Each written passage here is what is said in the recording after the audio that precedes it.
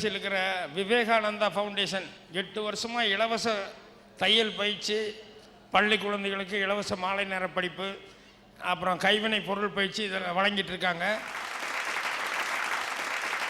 இந்த ஃபவுண்டேஷனை சேர்ந்த இளைஞர்கள் சேர்ந்து இப்போது சிவகாசி காரிச்சேரியில் வந்து முதியோர் காப்பகம் மற்றும் லேடிஸ் ஹாஸ்டல் வந்து கட்டியிருக்காங்க.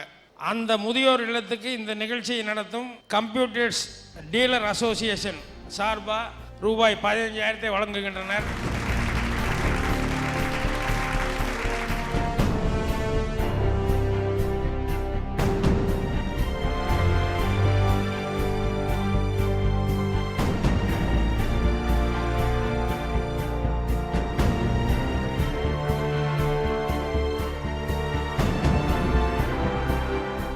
தலைப்பு வந்து இன்றைய சூழல் வந்து யாருக்கு சாதகமாக இருக்குது? ஆண்களுக்கா, பெண்களுக்கா, இளைய சமுதாயத்தினருக்கா, அரசியல்வாதிகளுக்கா, அரசு அதிகாரிகளுக்கா, ஏமாற்று பேர் வழிகளுக்கா? கடைசியாக வந்து இல்லை, யாருக்குமே சாதகமாக இல்லை அப்படின்னு சில பேர் பேச போகிறாங்க.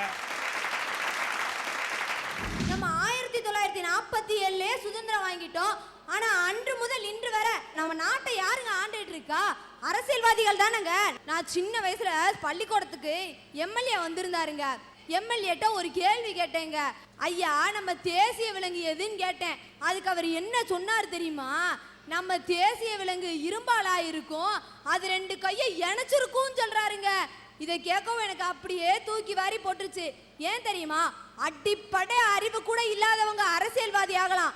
அவங்கள தாங்க நம்மளும் ஓட்டு போட்டு தேர்ந்தெடுத்துட்டு இருக்கோம். அப்ப இந்த சூழ்நிலை யாருக்குங்க சாதகமா இருக்கு? அரசியல்வாதிகளுக்கு தாங்க சாதகமா இருக்கு. அறிவியலை கண்டுபிடிக்கிறவன் விஞ்ஞானின்னு சொல்றாங்க, நோயை கண்டுபிடிச்சா டாக்டர்னு சொல்றாங்க, சட்டத்தை கண்டுபிடிக்கிறவன வக்கீல்ன்றாங்க, ஊழலை கண்டுபிடிக்கிறவன் யாருன்னு கேட்டா உலகமே அரசியல்வாதின்னு தாங்க சொல்லும்.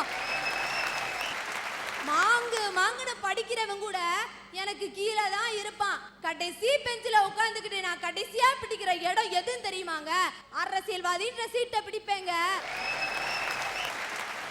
இன்றைய சூழல் யாருக்கு சாதகமாக இருக்கிறது? இந்த டாபிக்கில் பார்வையாளர்களில் யார் பேசுறதுனாலும் சுதந்திரமாக பேசலாம். தைரியமாக உங்களுடைய கருத்துக்களை சொல்லணும்னு சொல்லி கேட்டுக்கிறேன். ஏன்ட்ட கேட்டா இந்த சூழல் அரசு அதிகாரிகளுக்கு தான் சாதகமாக இருக்குன்னு சொல்கிறேன் சார். முதல்லாம் விவசாயம் செய்கிற சம்சாரிக்கு பொண்ணாக கொடுத்தாங்க, அடுத்து நல்லா வியாபாரம் பார்க்குறவங்களுக்கு பொண்ணாக கொடுத்தாங்க. இப்போ அரசாங்க அதிகாரியாக இருந்தால் மட்டும்தான் பொண்ணவே கொடுக்குறாங்க. இப்போ மாப்பிள்ளை பார்க்கும்போது கூட அவங்க கேட்குற முதல் கேள்வி, மாப்பிள்ளை நல்ல குணமா அப்படியா கேட்குறாங்க, மாப்பிள்ளை நல்ல பணமா அப்படி தானே கேட்குறாங்க. அதுவும் அரசாங்க பணமாக தான் கேட்குறாங்க. கால்னா காசாக இருந்தாலும் அது கவர்மெண்ட் காசாக தான் இருக்கணும். என்னுடைய அப்பாவிற்கு நாங்கள் 3 பெண் குழந்தைகள். என்னுடைய அப்பா நிறைய படிக்காதவர். ஆனால் எங்களை எல்லாம் படிக்க வைத்து ஒவ்வொருவரையும் 3 டிகிரி வாங்க வைத்துள்ளார். இன்று அவர் பெற்றுள்ள டிகிரி 9 டிகிரி. கல்வியிலும் வேலைவாய்ப்பிலும் என்னை உயரச் செய்தது ஒரு ஆண், என்னுடைய அப்பா. ஆகவே இன்றைய சூழல் பெண்களுக்கே சாதகமாக அமைந்திருக்கின்றது. பாரதியார் பாடல்களில் எனக்கு மிக பிடித்த வரிகள் 2 வரி. அச்சம் தவிர், ரௌத்ரம் பழகு. அநியாயங்கள் நடக்கக்கூடிய இடத்தில் நீங்கள் கோபப்படவிட்டால் இந்த சமுதாயம் சீரழிந்து போய்விடும் என்பதற்கு சில உதாரணங்களை உங்க முன்னால வைக்கிறேன். நான் ஒரு 10 வருஷத்துக்கு முன்னால் அச்சகம் நடத்திக்கிட்டு இருந்தேன். அது பல சில காரணங்களால் அது மூடப்பட்டு விட்டது. எனக்கு அப்ப விற்பனை வரியிலிருந்து கொஞ்சம் தொகை திரும்பி வர வேண்டியிருக்கு. ஒரு 10,000 ரூபாய் திரும்பி வர வேண்டியிருக்கு. அப்ப சம்பந்தப்பட்ட ஏசிடிஓ எனக்கு ஃபோன் பண்றாரு, மனோகரன் உங்களுக்கு 10,000 ரூபாய் திரும்பி வர வேண்டியிருக்கு, எனக்கு நீங்க 3,000 ரூபாய் கொடுத்தீங்கன்னா நான் உங்களுக்கு அந்த 10,000 கொடுத்துட்றேன் அப்படின்னாரு. நான் சொன்னேன், அந்த 10,000 ரூபாய் என்னுடைய பணம், அது எனக்கு தர வேண்டியது உன்னுடைய கடமை. உனக்கு நான் பணம் கொடுத்து அந்த பணம் எனக்கு வர்றதா இருந்தா அந்த பணமே எனக்கு வேண்டாம், அந்த பணம் அரசு கருவூலத்துக்கே திரும்பி போகணும்னு சொல்லிட்டேன். பொதுப்பணித்துறையில 45% பொறியாளர்கள் லஞ்சம் கேட்பதாக கான்ட்ராக்டர்ஸ் கம்ப்ளைண்ட் பண்றாங்க. என்ன நடந்துச்சு தெரியுமா? அந்த கம்ப்ளைண்ட் பண்ண 2 பேரையும் அந்த கான்ட்ராக்டர் சம்மேளனத்திலிருந்து வெளியேற்றிட்டாங்க. இந்த 10 பேர்ல 9 பேருக்கு இடம் மாற்றம், வேலையை விட்டு தூக்கல, இடம் மாற்றம். இன்னொரு ஆபீசருக்கு விஜிலன்ஸ் ஆபீசர் பதவி. இது நான் சொல்லல, பத்திரிகையில் இருக்கிறது. ஆக இன்றைய சூழல் அரசு அதிகாரிகளுக்கு தான் சாதகமாக இருக்கு. ஒரே ஒரு உதாரணம் சொல்றேன். புதுசா கல்யாணம் தம்பதி சார் அந்த பையன் சப் ரிஜிஸ்டர் ஆஃபீஸில் வேலை பார்க்குறான். அவங்க வீட்டில் சொல்லியிருக்காங்க, யாரு பொண்ணோட அம்மா சொல்லியிருக்காங்க, பையன் சப் ரிஜிஸ்டர் ஆஃபீஸில் வேலை பார்க்குறான், அதனால டெய்லி எப்படி ஒரு 1000 ரூபாயாவது கிம்பளமாக கொண்டாந்து கொடுப்பான்னு. முதல் நாள் போச்சு, 2 நாள் போச்சு, 3 நாள் போச்சு, 1 மாதம் போயிடுச்சு. இந்த பையன் கொஞ்சம் நேர்மையாக இருக்கணும்னு நினச்சிருக்கான், பணமே கொடுக்கல. அந்த பொண்ணுக்கு வந்ததே கோவம். ஏன்யா என்னென்னமோ பொய் பித்தலாட்டம்லாம் சொல்லி எங்கள் வீட்டில் ஒன்று தலையில் கட்டி வச்சுட்டாங்க, நீ என்னமோ தினமும் 1000 2000 கொண்டாந்து கொடுப்பேங்கிற, நீ மாச சம்பளம் கூட இன்னும் கொண்டு வரலையா, இனிமே உன் கூட நான் வாழ முடியாது, நான் எங்க அம்மா வீட்டுக்கு போறேன். இதுவும் பத்திரிகை செய்தி. மத்திய அரசு நிறுவனங்களில் உங்களுக்கு ஒரு வேலை வாங்கி கொடுக்கணும், மீடியேட்டர்ஸ் இருக்கான். உங்களுக்கு 30,000 ரூபாய் சம்பளம்னா அதை 20ஆல பெருக்க சொல்றேன். அப்ப 6 லட்சம் ரூபாய். 6 லட்சம் ரூபாய் லஞ்சம் கொடுத்தவுடன் அந்த மத்திய அரசு நிறுவனம் பீகாரில் இருந்ததாக, அந்த பீகாரில் இருக்கக்கூடிய நிறுவனத்தில் நீங்கள் டெம்பரரியாக வேலை பார்த்ததாக ரெக்கார்டு கிரியேட் செய்யப்படுகிறது. அந்த ஆளு திருச்சியில ப்ரொமோஷன்ல வர்றதா ரெக்கார்டை கிரியேட் பண்றாங்க. நான் மீடியேட்டர் சொல்றேன், 3 ஸ்டார் ஹோட்டல்ல பெர்மனன்ட் ரூம் போட்டு தங்கியிருக்கான்.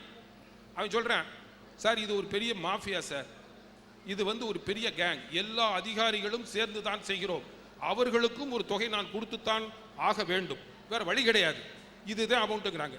ஆக இன்றைய சூழல் அரசு அதிகாரிகளுக்கு தான் சாதகமாக இருக்கு.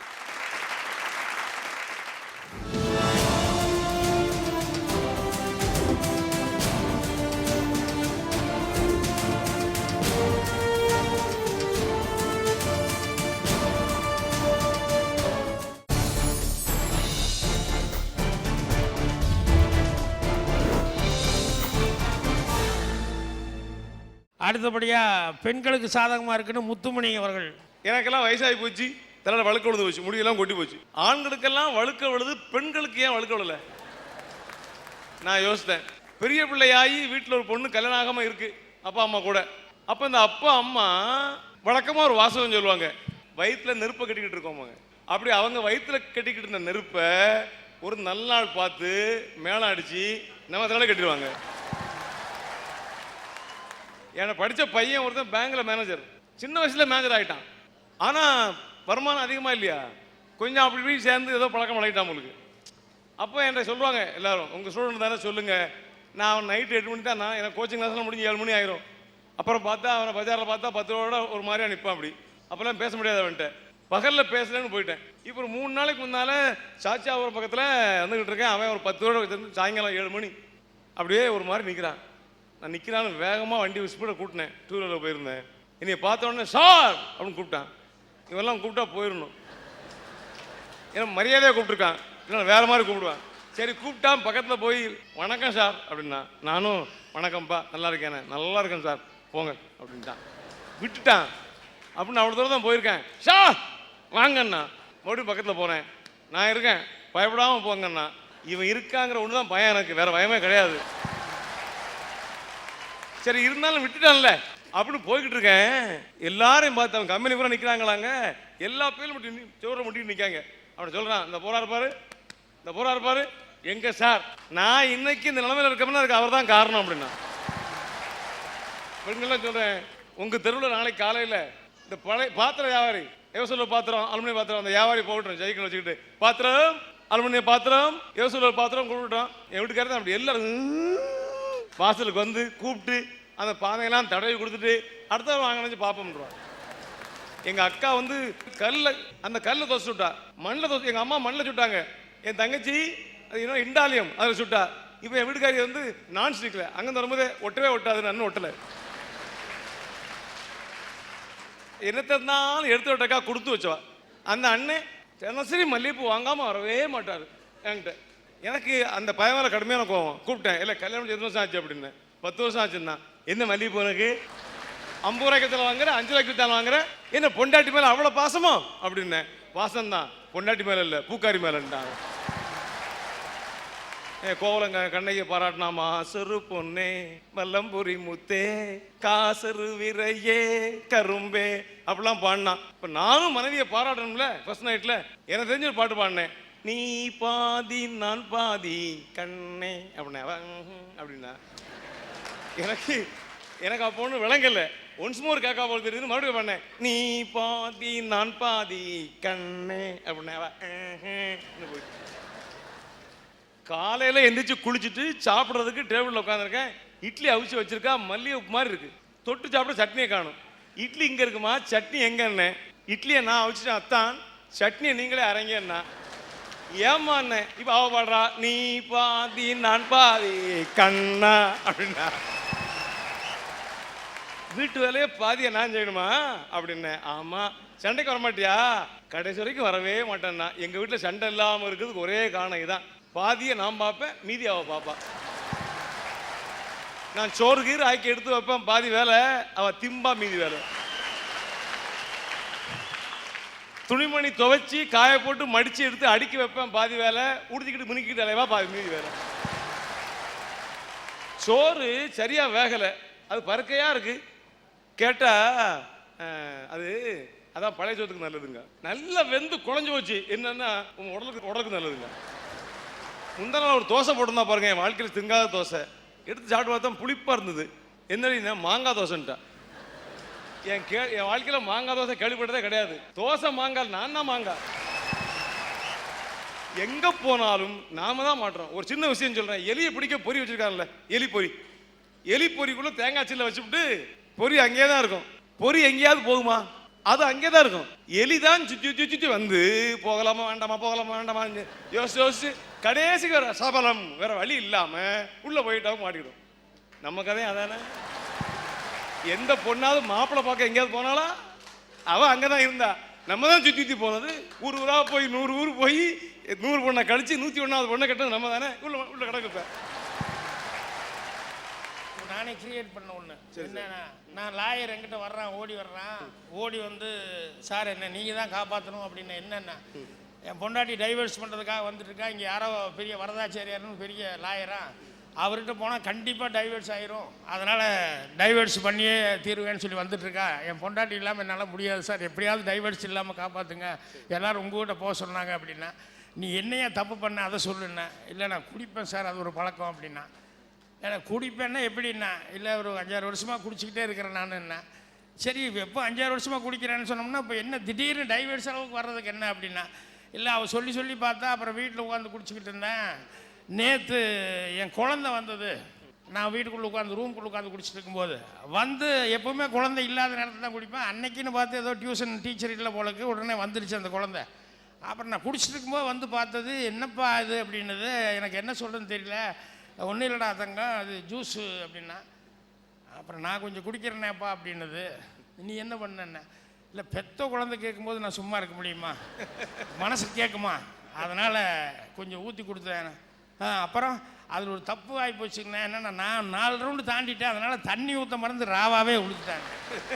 அட பாவி அப்படின்னு சொல்லிட்டு, உனக்கு கண்டிப்பாக டைவர்ஸ் தான், நீ போய் சேரு அப்படின்னா. இல்லை ஏதோ தெரியாமல் ஆகிப்போச்சு, இனிமேல் அப்படி செய்யவே மாட்டேன், என்னை எப்படியாவது காப்பாற்றி கொடுக்க அப்படின்னா. சரி உண்மையாக அது மாதிரி பண்ணுவியா அப்படின்னு சொன்னால். அப்போ தான் சொன்னால் விஷம் வச்சுருக்கிறத எடுத்து காமிச்சான். சார் டைவர்ஸ் ஆச்சுன்னா எனக்கு பொண்டாட்டி இல்லாமல் இருக்க முடியாது, நான் குடிக்கிறேன், தப்பு பண்ணுறேன், எல்லாம் கரெக்டு. ஆனால் என் பொண்டாட்டி என்னை டைவர்ஸ் பண்ணிச்சுன்னா என்னால் வாழ்க்கையில் இருக்கு, அதுக்கு ஒரே தடவையாக நான் இதை குடிச்சிட்டு போயிடுறேன் அப்படின்னா. அப்போ தான் உண்மையிலேயே இந்த அளவுக்கு இருக்கானே அப்படின்னு சொன்னோன்னே, உன் பொண்டாட்டி வந்தால் ஒன்று சொல்கிறா அப்படின்னு சொல்லி, அதாவது வண்டி வந்துட்டுருக்கு என் பொண்டாட்டி வந்துட்டுருக்கா அப்படின்னா. சரி வந்தோடனே நான் சொல்கிற மாதிரி சொல்லு அப்படின்னு சொன்னேன். அப்புறம் உடனே அவன் சம்சாரம் வந்து இறங்குச்சு. இறங்கினோடனே உடனே இவன் கத்துனான், போயா நீ எல்லாம் ஒரு மனுஷனாயா, நீ எல்லாம் ஒரு மனுஷன், நீ எப்படி ஒரு படுபாவி குலகாரனாக்கேன்னு என்ன திட்டுவான் அவன். நான் என்னையா நீ தானே கேட்டேன், ஏயா நான் ஏதோ என் பொண்டாட்டிக்கிட்ட நான் டைவர்ஸ் வேணும்னு கேட்டேன். ஏன்னா அவன் என்ன டைவர்ஸ் பண்ணால் எனக்கு ரொம்ப கௌரவ குறைச்சல், அதனால் நான் டைவர்ஸ் பண்ணணும் அப்படின்னு சொல்லி உங்கள்கிட்ட கேட்டேன். அதுக்காக நீ என்னையா சொன்னேன், என் பொண்டாட்டி வந்து என்னென்னலாம் தப்பு பண்ணுறா, அவன் நடத்தையே சரியில்லைன்னு என்கிட்ட சொல்லி விட்னஸ் வச்சுருக்கேன்னு சொல்லி ப்ரூவ் பண்ணுறேன்னு சொன்னீங்க, நீ எல்லாம் மனுஷனாயா அப்படின்னு சொல்லிட்டு, இதை விட நான் செத்தே போயிடுறியா அப்படின்னு சொன்னோன்னே அந்த பொண்ணு இதெல்லாம் கேட்டுக்கிட்டு இருந்தா. அது வரைக்கும் அவள் வந்து புருஷன்னா அவ்வளோ கோபம். ஆனால் அவள் என்ன சொன்னதை பார்த்தோன்னே, நான் வந்து இல்லைன்னா கூட என் பொண்டாட்டி வந்து நல்லபடியாக போய் இன்னொரு கல்யாணம் பண்ணி அதை நல்லா இருக்கணும், அவளை போய் இப்படி நடத்த கட்டவேன்னு சொல்கிறதுக்கு நான் தயார் இல்லையா அப்படின்னு சொன்ன உடனே, அதுக்கப்புறம் அதை விட நான் விஷம் குடிச்சிட்றேன்னு எடுத்தேன். உடனே மாமா அப்படின்னது, எனக்கு நம்பிக்கை இருக்குது, நீ என்னைக்காவது திருந்திடுவேன், நான் டைவர்ஸ் வேண்டான்னு சொல்லிட்டு வந்துடுறேன் அப்படின்னு சொல்லிட்டு போனேன். அப்போ நான் சொல்லுவேன், இதுதான் என் பொம்பளை, இனியாவது கொஞ்சம் கரெக்டாக நடந்துக்கோன்னேன். அந்த பொண்ணு டைவர்ஸ் வேண்டான்னு சொல்லிட்டு வந்து என்னை பார்த்து நீ எல்லாம் ஒரு மனுஷனான்னு என்னை துப்பிட்டு போகும். ஸோ பெண்கள் அது அழகுக்காக மட்டுமல்ல, சென்டிமெண்ட்டாகவே உண்மையிலேயே நம்ம வந்து அவங்க மேலே ஒரு அஃபெக்ஷன் வச்சுருக்கோம்னு சொல்லி சொன்னால் கண்டிப்பாக அதுக்கும் அடிமையாக தான் இருப்பாங்க அவங்க.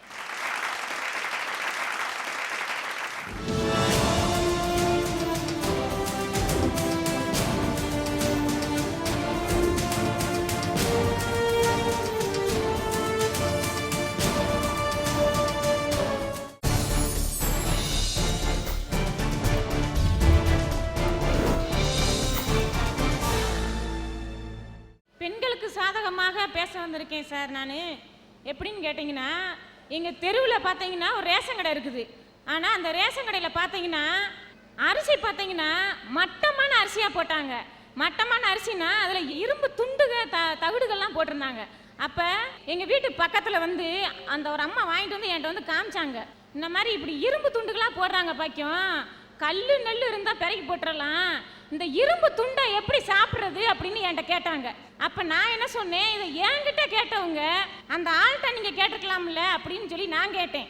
அதுக்கு அந்த அம்மா என்ன சொன்னாங்க, நான் கேட்டால் அவங்க எல்லாம் கேட்க மாட்டாங்க, நீ வந்து சத்தம் போட்டு எனக்கு வாங்கி கொடு அப்படின்னாங்க.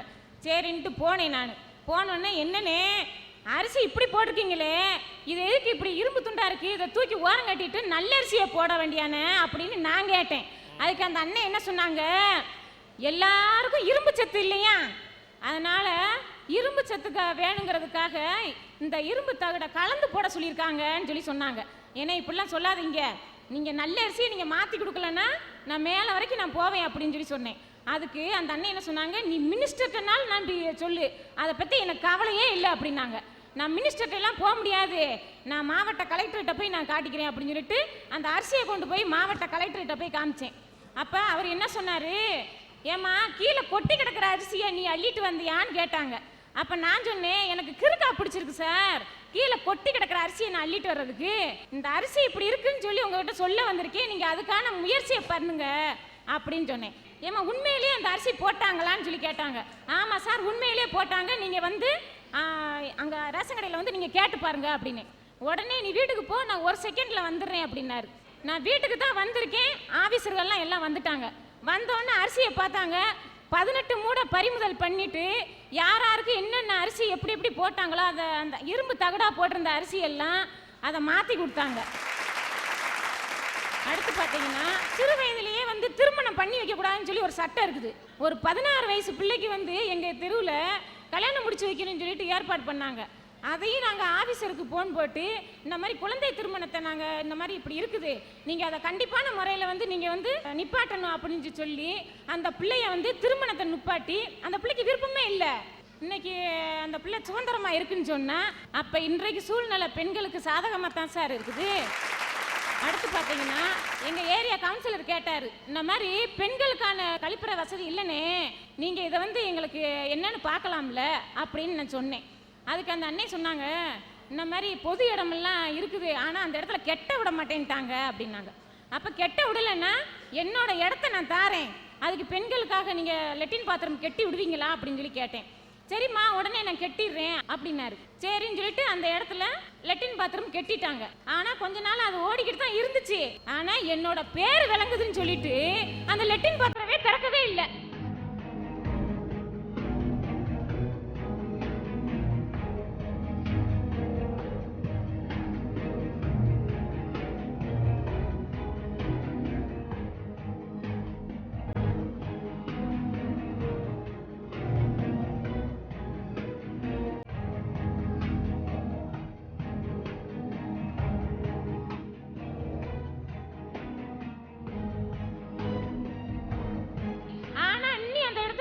ரசீது கட்டிக்கிட்டு இருக்கேன், தீர்வை கட்டிக்கிட்டு இருக்கேன் இன்னி.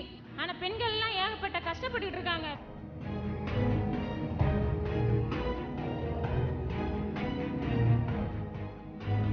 இந்த கக்கூசு பாக்கியலட்சுமி தான் இடம் விட்டது, இடம் விட்டு கட்டி வச்சாங்க.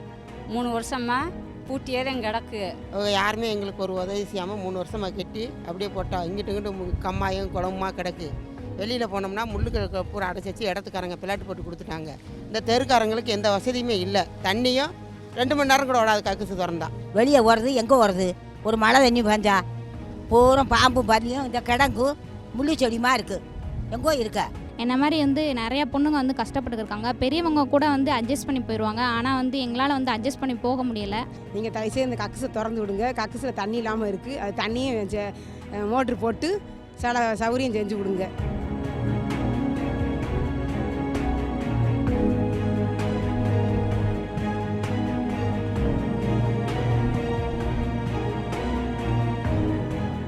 சூழ்நிலையில ஒரு இடத்த கொடுத்து ஒரு பாத்ரூம் கட்ட சொன்னா கெட்டினதை அடைச்சி போட்டிருந்தாங்கன்னா எவ்வளோ கஷ்டமா இருக்கும். அதனால தான் சார் இங்கே வந்து நான் சொல்லி எப்படினாலும் இதுக்கு ஒரு தீர்வு கிடைக்குன்னு சொல்லிட்டு வந்திருக்கேன் சார்.